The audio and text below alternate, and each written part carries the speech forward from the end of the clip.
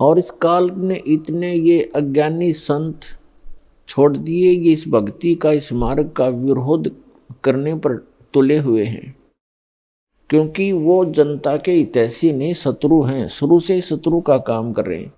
और इस मार्ग में जो बाधा कर रहे हैं परमात्मा के में, तो वो एक घोर पाप को इकट्ठा कर रहे हैं, बाद में पछताएंगे वो।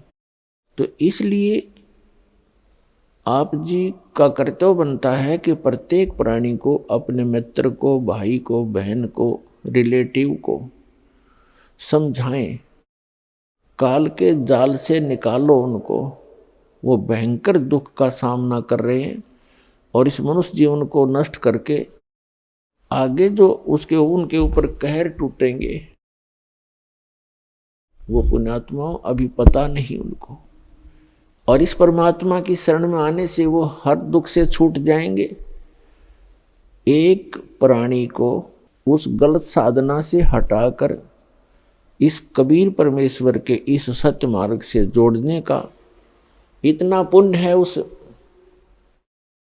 व्यक्ति को, जो उसको वहां से सुलझा समझा के भगवान के दरबार में ले आता है।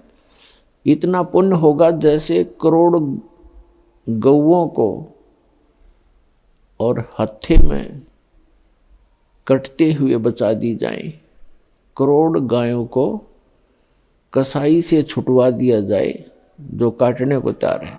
इतना पुण्य होगा उस व्यक्ति को जो एक प्राणी को यहाँ लाकर जोड़ देगा, क्योंकि उस भोली आत्मा को ज्ञान नहीं, वो फंस गया उन नकलियों के और उनको पूर्ण संत मान करके उनके चिपका हुआ है।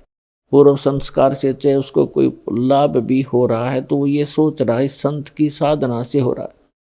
अब संत की साधना का तो इस दास के साधना से तुलना करके पता चलेगा वो ठीक है कि गलत।